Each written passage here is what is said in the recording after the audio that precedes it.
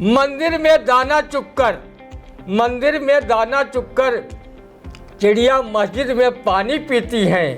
मैंने सुना है राधा की चुनरी कोई सलमा बेगम सीती है। हूँ मुसलमान इतना बहम कीजिए, जाति और धर्म पर ना भरम कीजिए। जब जरूरत पड़े देश को खून की, सबसे पहले मेरा सर कलम कीजिए।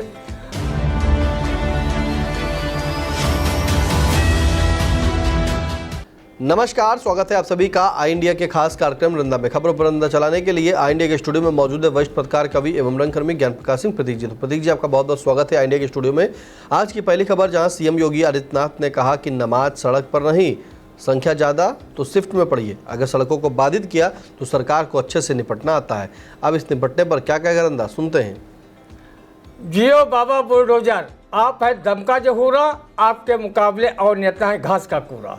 रंदा आपके साफगोई का कायल है कि आप कोई भी बात करते हैं वो बिना किसी लाग लपेट के स्पष्ट रूप से डंके की चोट पर करते हैं। रंदा भी आपकी इस बात से इत्तेफाक रखता है कि चाहे नमाज हो या अन्य कोई धार्मिक, सामाजिक व राजनीतिक उत्सव, वो सड़क पर नहीं होना चाहिए, क्योंकि ऐसा करने से सड़कों का आवागमन बाधित हो जाता है, जिससे लोगों को बड़ी कठिनाइयों का सामना करना पड़ता है। आदरणीय सीएम योगी जी, जिस प्रकार आपने सड़कों पर नमाज पढ़ने को लेकर घोर आपत्ति जाहिर कर एक समुदाय विशेष को कड़ी चेतावनी दी है, कहीं ऐसी कठोर चेतावनी कांवड़ियों के लिए भी जारी करते जो पूरे सावन मास भर सड़कों पर डीजे बजाते हुए, नाचते गाते, हुड़दंग मचाते हुए चलते हैं। वो सड़कों पर आने जाने वाले वाहनों में तोड़फोड़ व लोगों से मारपीट तक कर बैठते हैं। ऐसे कांवड़ियों पर आप हेलीकॉप्टर से फूलों की वर्षा करवाते हैं, उनका अधिकारियों द्वारा स्वागत करवाते हैं। बहुत से कांवड़िए गुंडागर्दी कर सामाजिक सौहार्द को बिगाड़ने का काम करते हैं। अभी चंद वर्ष पूर्व ही कांवड़ियों द्वारा बरेली में की गई गुंडागर्दी के विरुद्ध तत्कालीन एसएसपी प्रभाकर चौधरी ने उपद्रवी कांवड़ियों पर हल्का बल प्रयोग कराया था। इसी बात से नाराज होकर आपकी सरकार ने उनका तत्काल प्रभाव से तबादला कर दिया था। रंदा का मानना है कि मुस्लिम समुदाय की नमाज ही नहीं, किसी भी धर्म के आयोजन सड़कों पर नहीं होने चाहिए, जिससे यातायात व्यवस्था सुचारू रूप से चल सके। अगर भाजपा की राजनीति पूजा, नमाज, मंदिर, मस्जिद, भारत पाकिस्तान, शमशान कब्रिस्तान पर ही टिकी है, तो रंदा क्या कह सकता है। रंदा सर्वधर्म समभाव, एकता, अखंडता, सद्भाव, भाईचारे का हिमायती है। वो किसी कवि की इन पंक्तियों के भावार्थ से इत्तेफाक रखता है। मंदिर में दाना चुगकर चिड़िया मस्जिद में पानी पीती हैं। मैंने सुना है राधा की चुनरी कोई सलमा बेगम सीती है। एक रफ़ी था महफिल रघुपति राघव गाता था। एक प्रेमचंद बच्चों को ईदगाह सुनाता था। कभी कन्हैया की महिमा रसखान सुनाई देता है। और को दिखते होंगे हिंदू और मुसलमान, मुझे तो हर शख्स के भीतर इंसान दिखाई देता है, क्योंकि ना हिंदू बुरा है ना मुसलमान बुरा है, जिसका किरदार बुरा है वो इंसान बुरा है। रंदा किसी शायर की शेर से भी काफ़ी इत्तेफाक रखता है। परिंदों में कभी फिरका परस्ती नहीं होती, कभी मंदिर पे जा बैठे तो कभी मस्जिद पर जा बैठे। रंदा इधर कई वर्षों से देख रहा है कि कुछ सियासी दलों के नेता कहीं धार्मिक तो कहीं जाति उन्माद फैलाकर लोगों के बीच नफरत की भावना पैदा करने का काम कर रहे हैं। ऐसे सियासी दल व उनके नेता जब तक हिंदू मुसलमान न करें तब तक उन्हें चैन ही नहीं आती। ऐसे नफरती लोगों को जवाब देने के लिए लोकगीतकार रहे फारूक सरल ने ये मुक्तक लिखा था। हूँ मुसलमान इतना बहम कीजिए, जाति और धर्म पर ना भरम कीजिए। जब जरूरत पड़े देश को खून की, सबसे पहले मेरा सर कलम कीजिए। आदरणीय सीएम योगी जी, रंदा आपका तहे दिल से सम्मान करता है, क्योंकि आपकी कथनी और करनी में कोई खास अंतर नहीं दिखता है।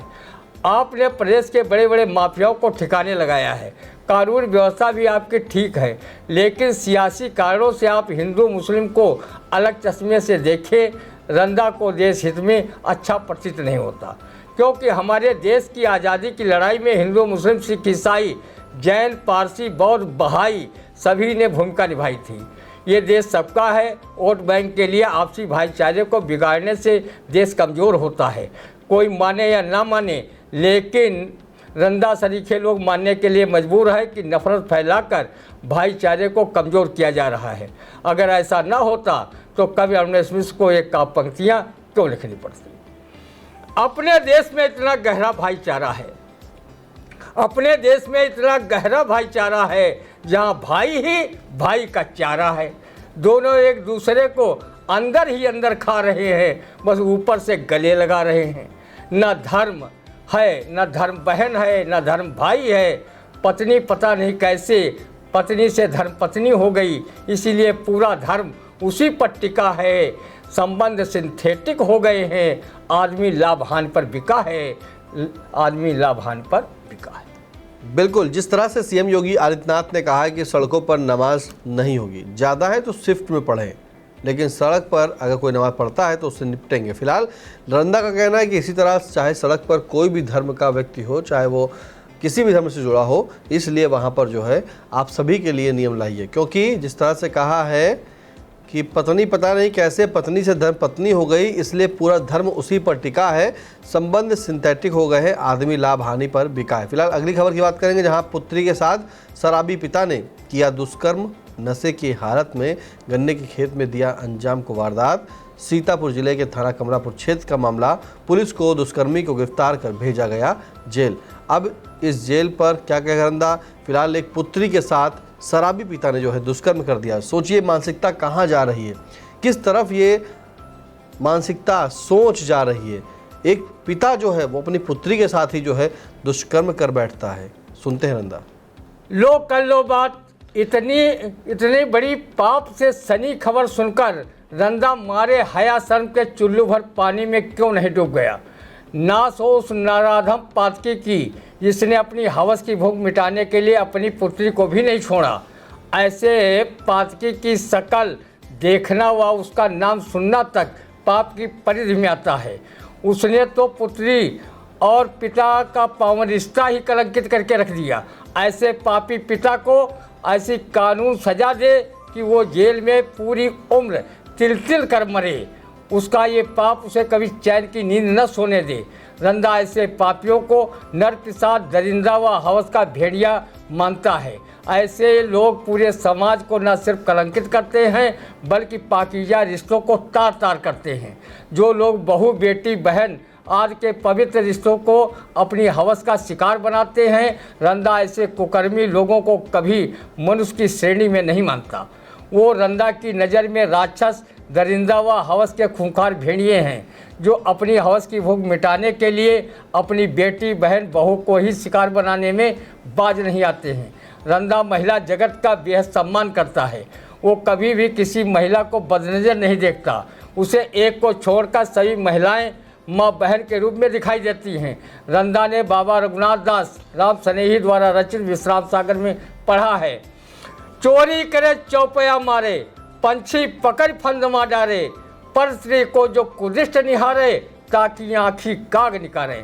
रंदा ने धार्मिक ग्रंथों में पढ़ा है कि पराया धन लकड़ी के समान होता है और पराई स्त्री माँ के समान होती है। धार्मिक ग्रंथों में कहा गया है कि माँ बहन पुत्री बहू से कभी भी एकांत में नहीं मिलना चाहिए। किसी ने कहा भी है, माँ पुत्री और बहन के तीरा, कबो न बैठे पुरुष गंभीरा। प्रसिद्ध नाटककार शेक्सपियर ने अपने अथेलो नाटक में लिखा है, शराब वासना को बढ़ाती है तथा स्तंभन शक्ति को कमज़ोर कर देती है।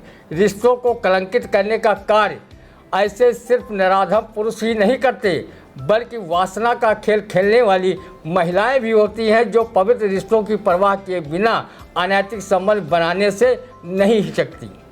भक्त पूरनमल की नौटंकी में रंदा ने पढ़ा था कि भक्त पूरनमल ने अपनी सौतेली माँ के लाख कहने से जब शारीरिक संबंध नहीं बनाया, तो उसने पूरनमल को झूठे आरोप लगाकर फांसी के फंदे पर चढ़वाकर उसकी जान ले ली थी। भक्त पूरनमल ने जब अपने सच्चरित्र की दृढ़ता दिखाई तब सौतेली माँ ने उसे समझाते हुए कहा था, काम रूपी है दरिया अगम जो भरा, काम रूपी है दरिया अगम जो भरा, डूबी लाखों गए जाए मझधार में। गर्व करने से नारद भी विचलित हुए, विष्णु से रूप मांगा जब दरबार में। इंद्र का मन हिल्या पे मोहित हुआ, गए गौतम के ग्रह रात अंधियार में। तेरी हस्ती है क्या कर रहा गर्व जो, कोई देखा यति है न संसार में। रामचरितमानस में गोस्वामी तुलसीदास ने अपनी चौपाई में यहाँ तक कह दिया है कि पवित्र रिश्तों को कलंकित करने वालों को मानने से भी पाप नहीं लगता है। अनुज सुता भगनी सुत नारी, सुन सठ कन्या समयचारी, इन्हें कुदिष्ट बिलोकय जोई, और ताहि बधे कछ पाप न होई।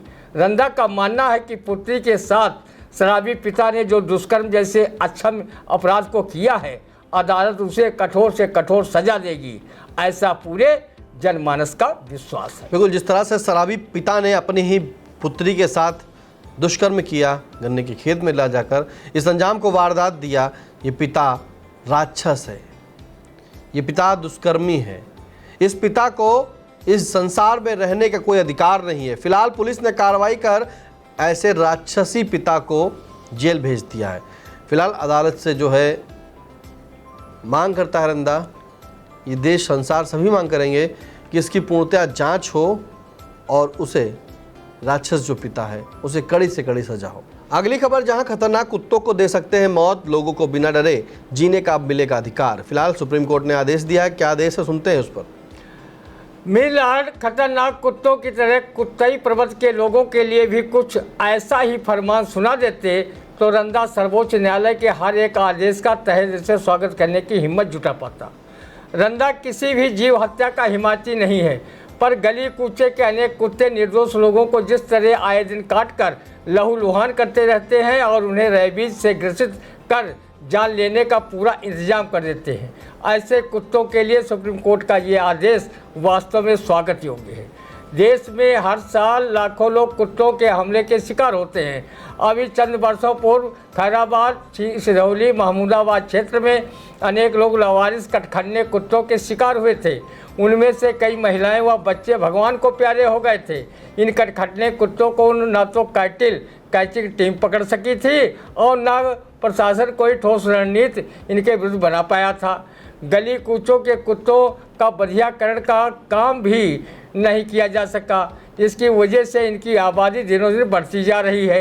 एक डाल दो कली, किस्मत जुदा जुदा की कहावत की तर्ज पर जहां पालतू कुत्ते मेम साहिबों की गोदी में मौज मस्ती कर रहे हैं, कीमती बिस्कुट नाश्ता उड़ा रहे हैं, समय पर भोजन पा रहे हैं और लग्जरी कारों में सैर सपाटा का आनंद फ्राई कर रहे हैं, उनकी शानो शौकत देखकर रंदा का भी मन किसी मेम की गोद का पिल्ला बनने हेतु मचल रहा है।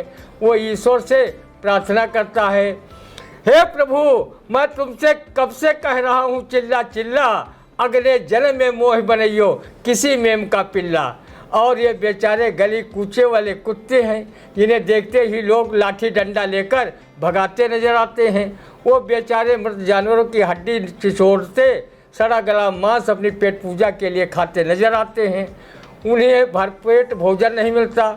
ऐसे कटखन्ने व बदनसीब कुत्तों के लिए सुप्रीम कोर्ट ने कह दिया है कि खतरनाक कुत्तों को दे सकते हैं मौत।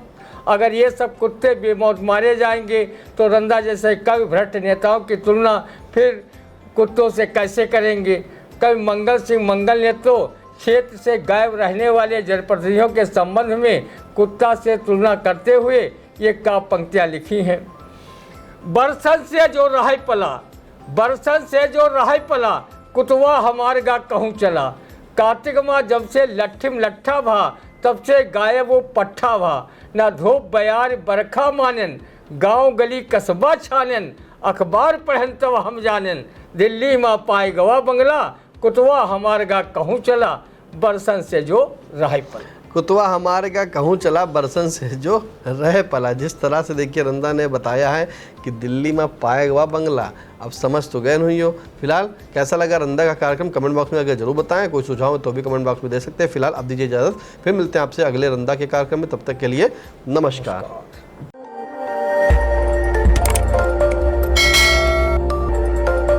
खबर आपकी, नजर हमारी। देखते रहिए आई इंडिया।